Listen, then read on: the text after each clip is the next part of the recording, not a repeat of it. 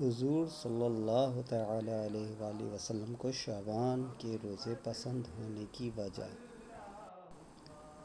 جنتی صحابی حضرت اسامہ بن زید رضی اللہ عنہ نے عرض کی، یا رسول اللہ صلی اللہ علیہ وسلم، میں دیکھتا ہوں کہ آپ صلی اللہ علیہ وسلم جس طرح شعبان کے روزے رکھتے ہیں اس طرح کسی اور مہینے کے روزے نہیں رکھتے۔ آپ صلی اللہ تعالیٰ علیہ وآلہ وسلم نے فرمایا، رجب اور رمضان کے بیچ میں یہ مہینہ ہے، لوگ اس سے غافل ہیں۔ اس مہینے میں لوگوں کے اعمال اللہ کریم کی بارگاہ میں پیش کیے جاتے ہیں، اور مجھے یہ پسند ہے کہ میرا عمل اس حال میں اٹھایا جائے کہ میں روزہ دار ہوں۔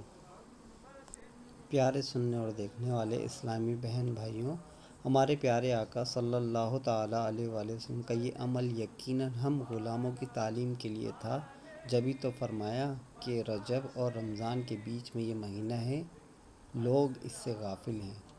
لہٰذا ہمیں چاہیے کہ ہم خواب غفلت سے بیدار ہو جائیں، نیکیوں میں اضافہ کریں اور آخرت کو بہتر بنانے کی فکر کریں، نیز اچھی نیت سے شعبان کے روزے رکھنے میں دلچسپی لیں کہ اس مہینے میں جب اعمال نامہ ہمارے پیارے اللہ پاک کی بارگاہ میں پیش کیا جائے تو اے کاش ہم بھی روزہ دار ہوں۔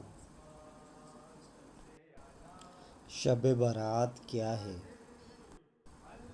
پیارے اسلامی بہن بھائیوں، شعبان معظم کی 15ویں رات یعنی شب برات بڑی بابرکت رات ہے۔ اس رات اللہ پاک کی خوب رحمتوں اور برکتوں کا نزول ہوتا ہے۔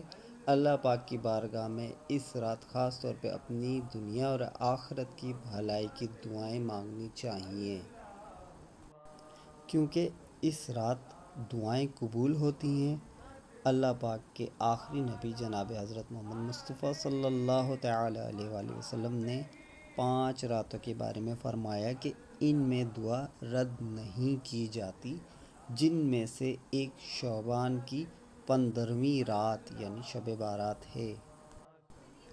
مجھے بھی اپنی دعاؤں میں شامل فرمائے۔